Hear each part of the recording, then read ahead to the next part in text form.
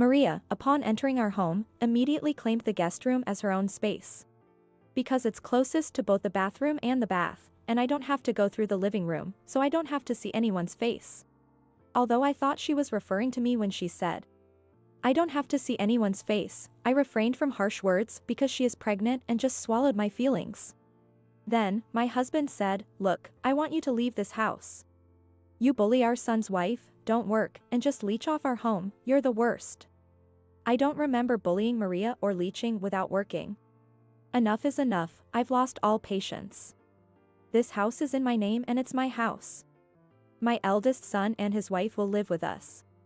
So you can leave. We'll pay the $700 mortgage. Sure, I replied. Although the mortgage is actually $2,700. So, I obediently agreed to leave the house. Take the dog with you. Of course. I couldn't possibly leave Buddy in such a precarious home. I feel bad for David, but I thought it was like the devil himself had arrived when Maria came into our home. Cursing and arriving at our home, I've been observing her, wondering what her purpose was. Just as I suspected, Maria turned out to be a terrible person. John was naive enough to be completely taken in by Maria, which surprised me.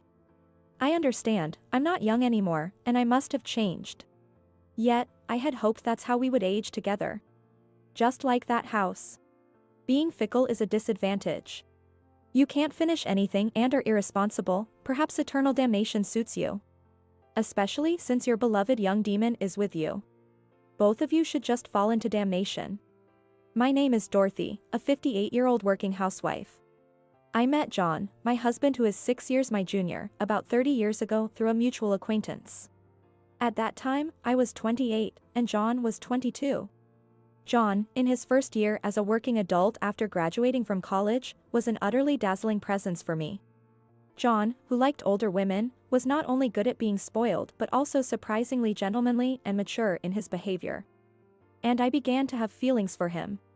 John felt the same, and after 6 months of dating, we got married. Then, thinking about our future family and retirement, we decided to build a house. John had always said since the beginning of our marriage, it's better to build a house while we're young.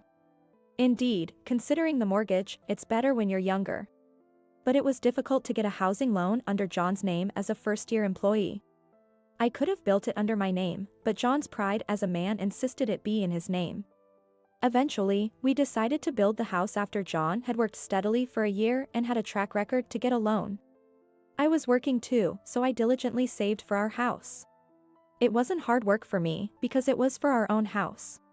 Also, at John's strong request, we managed our finances separately after marriage. We created a joint account in John's name for living expenses, where we both deposited a fixed amount. It was truly shared property of the married couple. From there, we would cover food expenses and utility bills. Even after building the house, we agreed to split the monthly mortgage repayment. Even deciding on such rules as a couple felt fun as newlyweds. And a year after our marriage, we finally got our long-awaited dream home. The brand new house, with its carefully planned layout, fulfilled our hearts.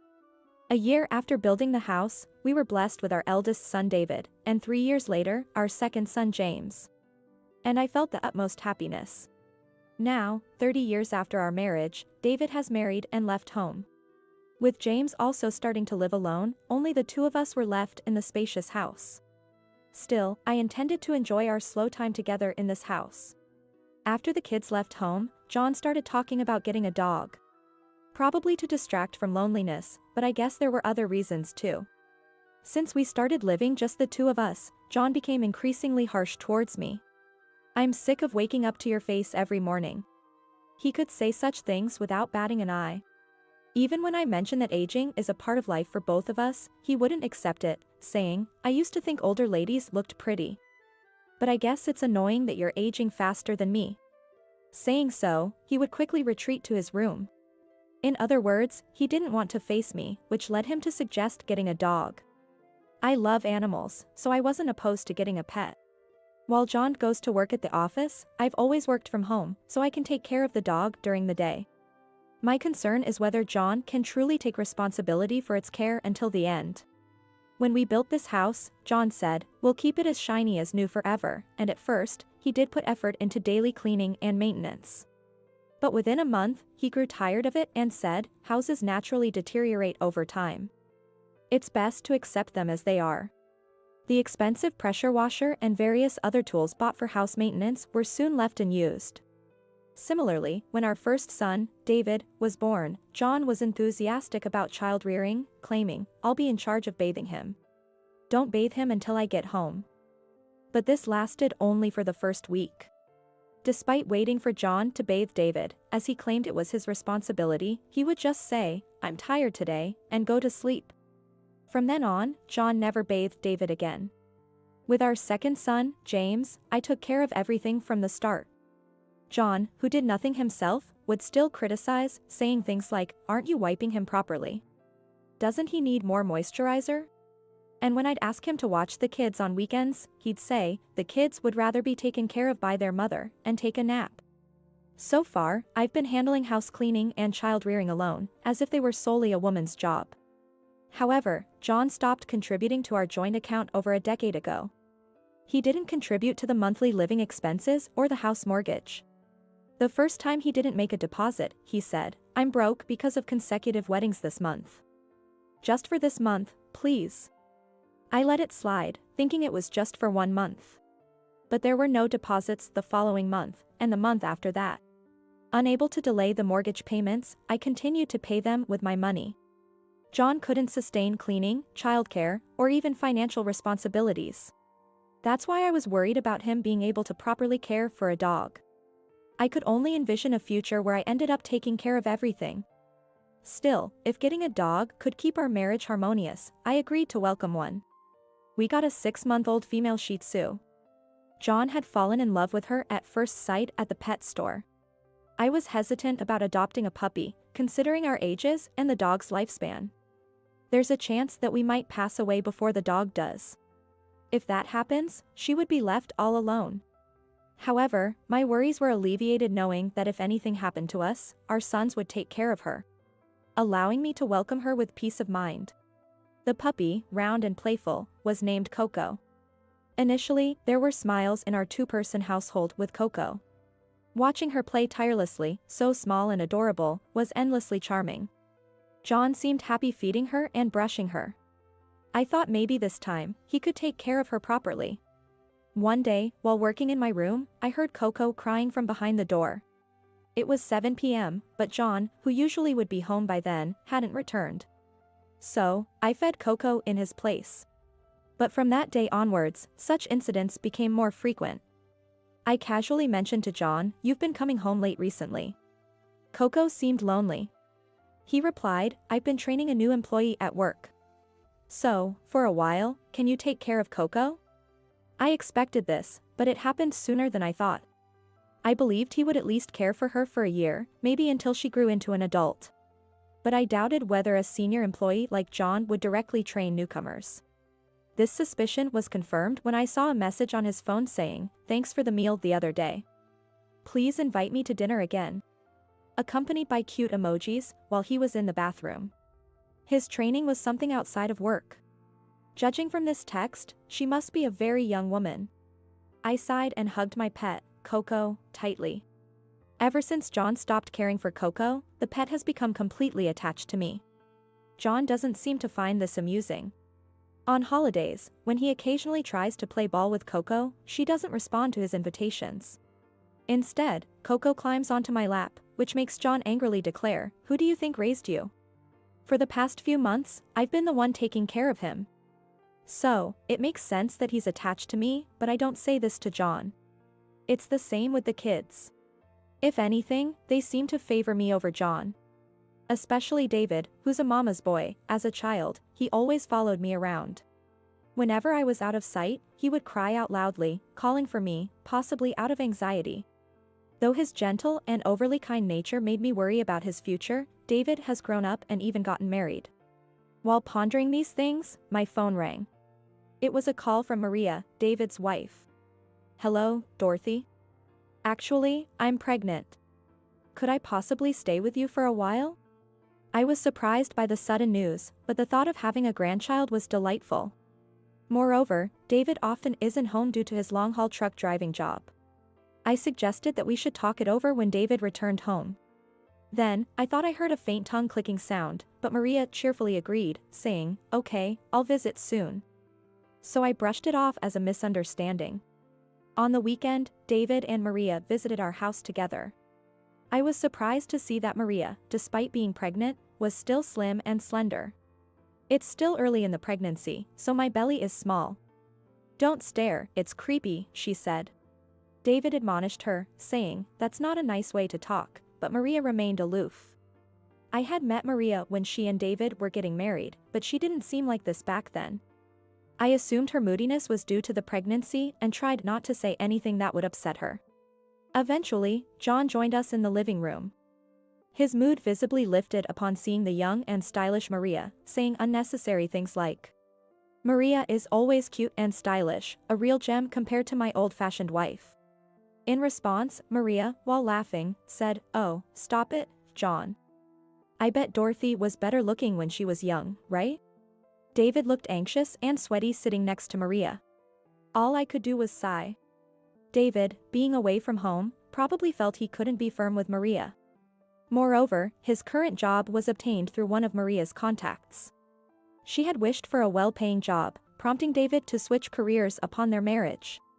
"Sorry, Mom. Since I can't be at home much, could you look after Maria for a while?"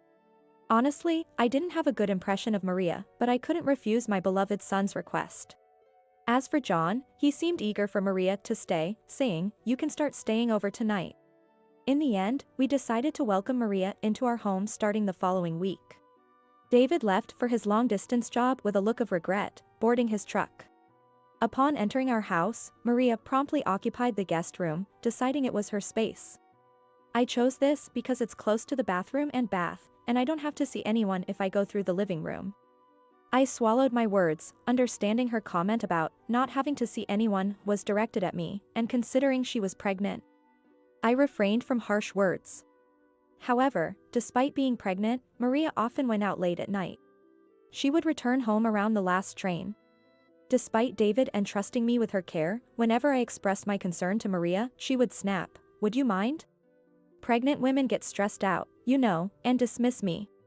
However, even though she stays home all day, she doesn't lift a finger to do any household chores. She expects me to do everything, from laundry to meal preparation, and even to clean the guest room she's taken over. John keeps pampering her, saying she's pregnant, so she needs to rest.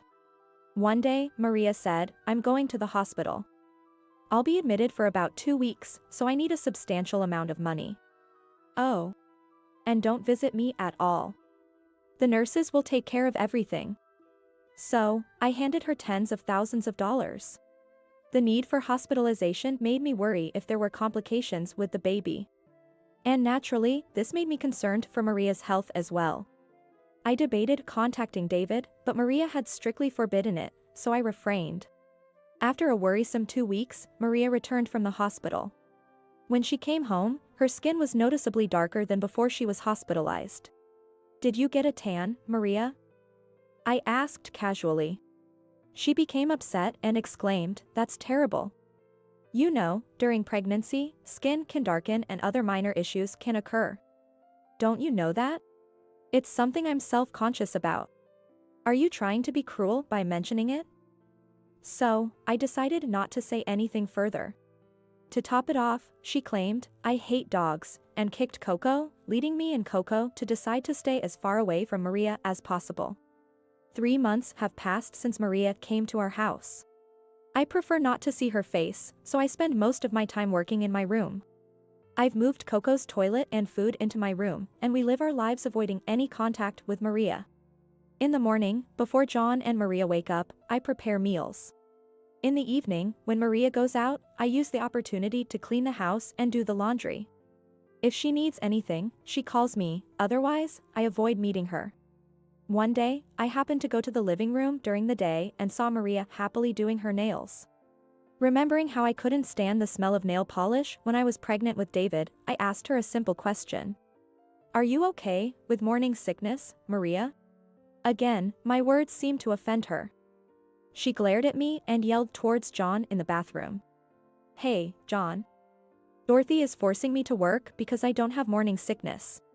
Hearing Maria's voice, John rushed out of the bathroom and scolded me. "What are you saying? You're terrible. How can a woman like you not understand the hardships of a pregnant woman?" Another time, I saw Maria smoking under the kitchen vent. I reflexively snatched the cigarette away. Maria looked at me, clicked her tongue, and dramatically fell to the ground. Ouch. "Stop it, Dorothy. Forgive me, please." Because the living room window was open, neighbors gathered, hearing Maria's voice, wondering what was happening. I apologized to them, saying, "It's nothing," and they left. Maria was smirking at me. David comes home every 2 weeks, and Maria's attitude changes unbelievably during his visits. She hides her devilish side and becomes docile only during the days David is home. As soon as he leaves for work again, she reverts to her true self. Seeing Maria's behavior makes me wonder what David saw in her that made him want to marry her. Similarly, I find myself questioning what I saw in John, who has now become a puppet to his daughter-in-law.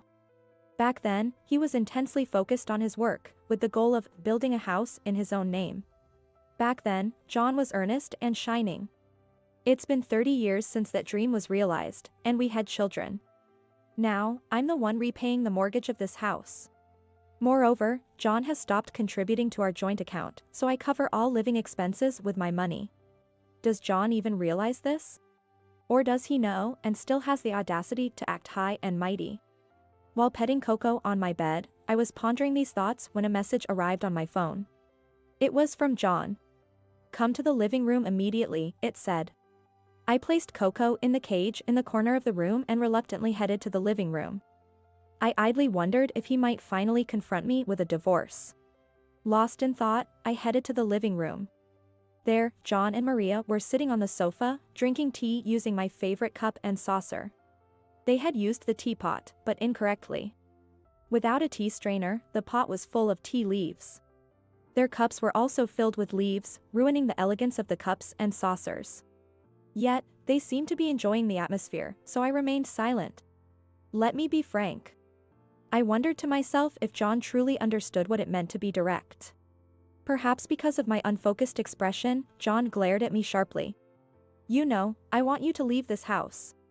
You're always picking on your daughter-in-law, not doing any work and just leeching off us. You're the worst. Did you know? Maria is a model. She plans to continue working even after giving birth. How admirable is that? It's a stark contrast to you, who isn't independent at all. Enough is enough, I'm fed up. This house is in my name, it's my house. The eldest son and his wife will live here, so get out. We'll pay the $700 mortgage. I have no recollection of bullying my daughter-in-law or not working and leeching off them. Frankly, I couldn't care less about Maria being a model. If he seriously thinks I'm not independent, he's greatly mistaken. There were many questionable points in John's speech, but what puzzled me most was the mention of $700 for the mortgage. It seems John thinks the house mortgage is only $700. He must be mistaken since he hasn't been paying it for a while. But since he's telling me to leave, it doesn't really matter at this point. Although the mortgage is actually $2,700, I responded, okay, and decided to leave the house. Take the dog with you. Of course. I couldn't possibly leave Coco in such a dangerous house. John and Maria didn't seem interested in me anymore and were engrossed in their own conversation. Right, if John is going to take over the mortgage payments, I need to give him the passbook for our joint account. I went back to my room, grabbed the passbook, and handed it to John. This account is where the mortgage payments are withdrawn from. Good luck with that. John forcefully snatched the passbook I handed to him and started checking it. He and Maria were smirking together. They were probably just looking at the balance. Indeed, the account had a considerable amount saved up, diligently accumulated by me as family savings. Yet, the important part, the details, seemed to be completely overlooked by them. Well, it's fine. They can deal with what comes next. I went back to my room and packed my belongings. Gathering Coco's things too, I ended up with more luggage than expected, but that was not a problem. I had no intention of leaving anything important in this house. Before leaving, I made a phone call. It was to my younger son, James. I briefly explained the situation and decided to go to James's place. Then, I left the house I had lived in for 30 years. It was honestly sad and frustrating to leave the house this way. But at that moment, I didn't want to spend another second in that space. When I reached James's apartment, he came down to the entrance to meet me. Seeing him casually help with the luggage made me realize how much my son had grown. "Mom, you've had a tough time. Take it easy today." His kind words almost brought me to tears. I gratefully accepted James's hospitality and rested for the day. The next evening, I received a call from David. He had probably just finished work and returned home. "Mom? Are you at James's place?" I heard from him. "I'm sorry, it's because I brought Maria home, isn't it?" "I'm really sorry." I could tell from his voice over the phone that David was deeply apologizing. Given his kind nature, he probably couldn't stand up to Maria. I had guessed that Maria behaved well when David was home every 2 weeks, probably to ensure she got her allowance properly. "I'm fine. But have you seen Maria? How was she?" David seemed hesitant to speak. Then he said, "Mom, there's something I want to talk about. Can I come over now?" As if he had made up his mind. That night, David, James, and I had a long talk. A lot of things became clear. I have no doubts anymore, it's time to divorce John. I feel bad for David, but I can't stay married to a man who brought home a devil-like daughter-in-law. I had been observing Maria's behavior and intentions since she arrived at our home. As I suspected, Maria turned out to be incredibly spiteful. Months passed, yet her belly never grew larger. From the day she returned from the hospital, her skin was notably tanned. She seemed inseparable from alcohol and cigarettes, like they were her best friends. Using her youth and beauty, she easily charmed and manipulated John. John, for his part, was astonishingly simple-minded in how easily he was swayed by Maria. He had developed a fondness for younger women. I understand that I'm no longer young and have changed since those days. Wrinkles have increased, and my body has started to ache. Still, I believe that aging together, just the two of us, was part of life's journey. Much like the way our house has aged over the years. Having a fickle nature is a disadvantage, after all. You can never see things through to the end, John, and for someone as irresponsible as you, a never-ending hell seems fitting. Especially with your beloved young devil by your side. Both of you might as well descend to hell together. 2 months have passed since I left the house. Lately, I've been doing well at work. This month looks promising too. As I paused for a break, my phone rang. It was John's name on the screen. I was expecting a call around this time, but I wish it wasn't on such a pleasant day. Still, I had to answer because it was important. "Yes, what's hap?" Before I could finish asking, I was met with a shout from the other end. "Hey. For some reason, we're being pressed for the house's mortgage payment. It's strange because we're supposed to be paying it every month. Did you do something?" Just as I thought, it was about the mortgage payments. John, thinking the mortgage was only $700, couldn't possibly pay the actual amount of $2,700. He must have already used up all the savings I left. I haven't done anything. More importantly, have you been properly depositing your salary for living expenses and mortgage payments? If you had, there would be no reason for you to be pressed for payments. What I said was entirely reasonable. John, taken aback, didn't retort immediately. But after some thought, he lashed out again. "I calculated and left enough money. I made sure to leave $2,100 for 3 months, so there's no way the payment should be delayed." He still hadn't realized it. I thought he would at least glance through the account statement. I sighed deeply, countless times. Continuing this conversation over the phone was pointless. "All right. I'll come over tonight. David and James will join me. Have Maria wait there too." When I said that, John reluctantly agreed. Before I knew it, David and James were near me. They seemed to have a rough idea of what was going on. Both of them nodded towards me. I nodded back emphatically and headed towards the house where John and Maria were. Upon arrival, Maria was the first to burst out. "David. Where have you been? And what's this about quitting your job? I got you that job through my contacts. Don't joke around. As soon as she opened the door, she started yelling furiously, causing not only David but also me and James to recoil. David calmed her down, and we all entered the house. I was shocked upon reaching the living room. It was dirtier than I could ever imagine, completely different from when I lived there. Clothes were strewn about, and leftovers were left untouched. Dust had accumulated on the shelves, and tiny fruit flies were buzzing around. When David seated Maria on the sofa, his usually timid demeanor was replaced by a firm, husbandly presence. "Maria, about what we discussed earlier. You said you got me the job through your acquaintance, but I never asked for that, right? I wanted to keep working at my previous company. But somehow, I was resigned without my knowledge and employed there without consent. I've been trying hard, thinking it was your wish, but I always had a feeling of suspicion." David explained that he had reluctantly agreed to change jobs because Maria wanted a better salary after their marriage. However, he had noticed that the salary was not as good as expected for the hard work involved. To his surprise, his salary was even reduced after working there for a while. When he inquired with the company, he received an unsatisfactory explanation about rising fuel costs, which only increased his suspicions.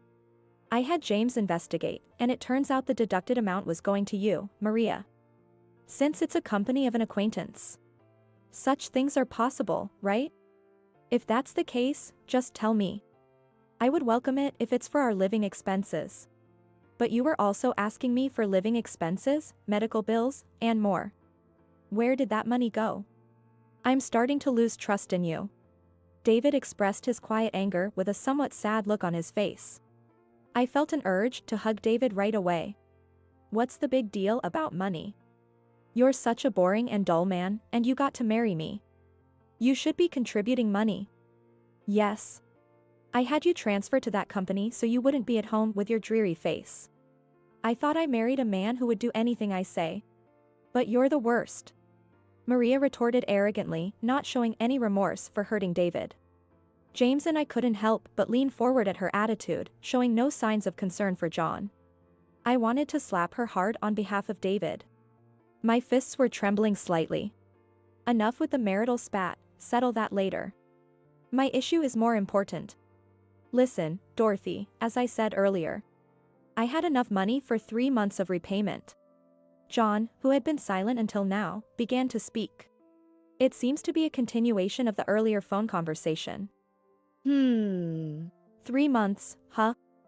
That means you should have left at least $8,100. My remark made John's eyes widen. What? The loan repayment is $700 a month, isn't it? Maria said so, right? About $700 a month for a mortgage. It turned out that information came from Maria.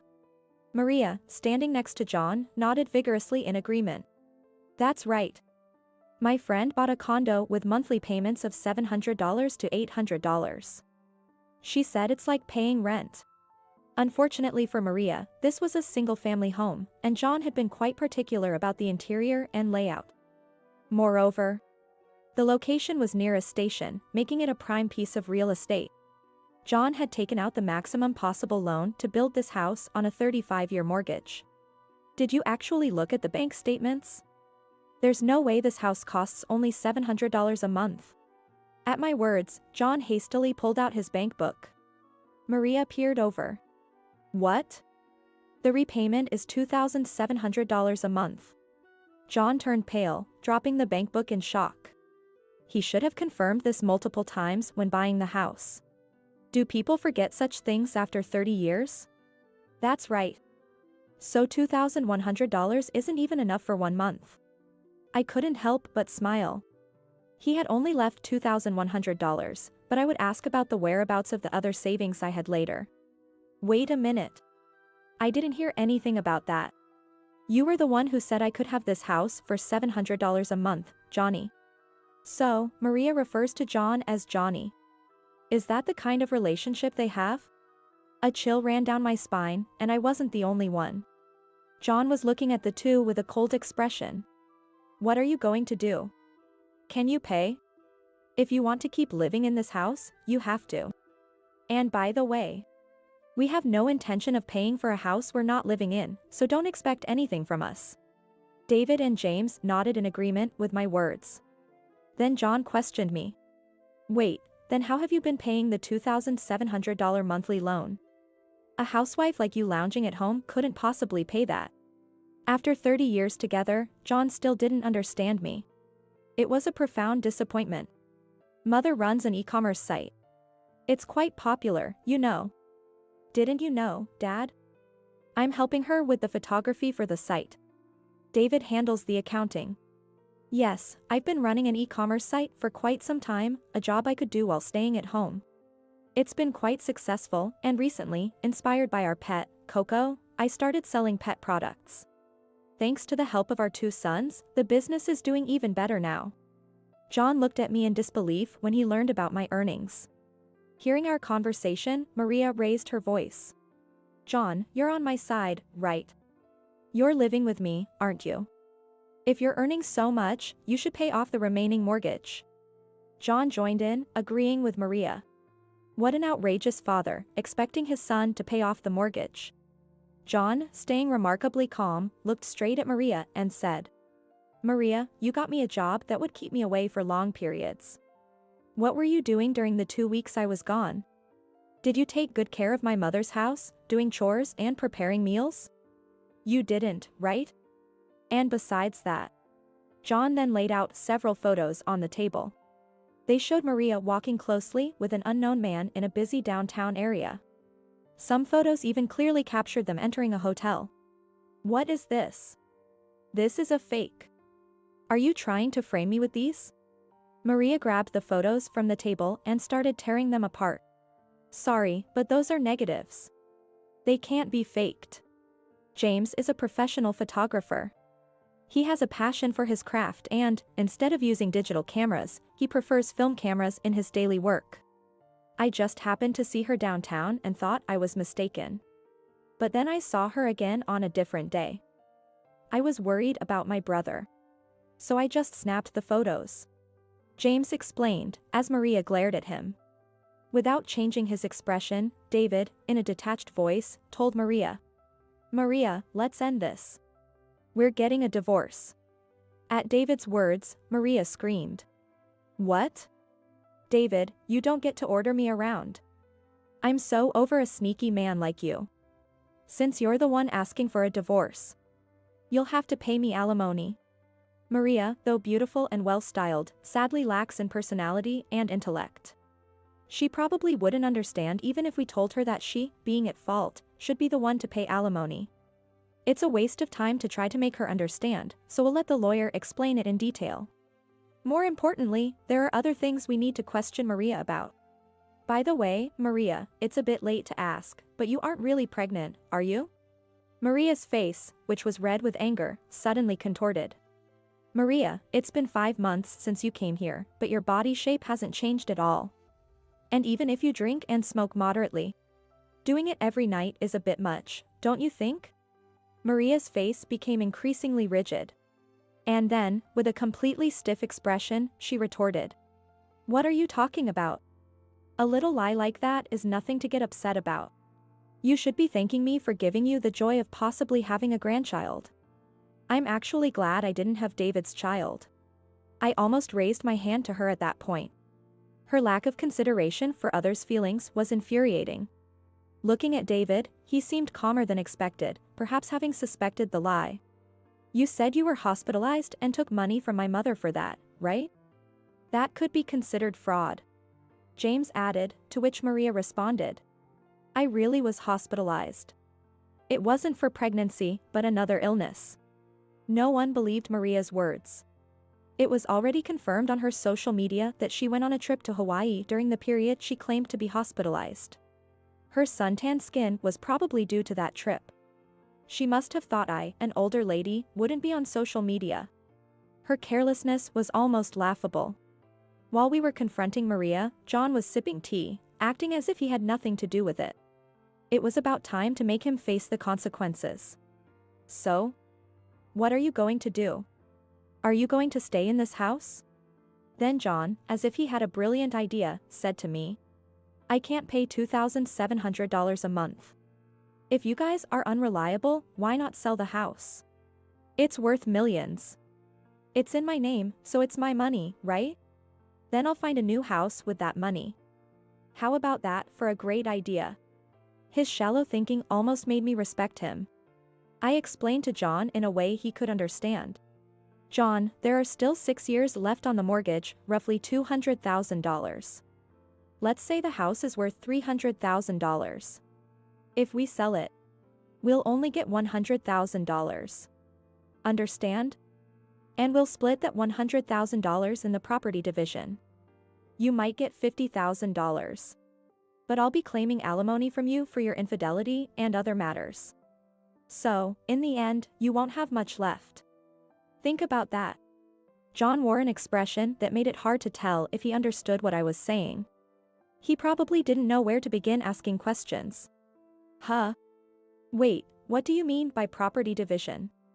Indeed, it's a term that would pique one's interest. I answered simply. Yes, because we are getting a divorce. For a moment, John's face contorted. I thought it would be hard for him to bring up the next part, so I decided to explain. John, you promised to introduce your friends to Maria's model friends, right? It's popular among young people these days, isn't it? Going to dinner with older men and getting an allowance? You and Maria had a win-win relationship. Did you know that mixers with older men and models were happening in this living room almost every night? At my words, both John and Maria turned pale. They clearly knew what I was talking about. Maria, ever resilient, still retorted. Don't talk nonsense. There's no proof of that. I presented the evidence as Maria wished. It was a video from the living room recorded on my cell phone.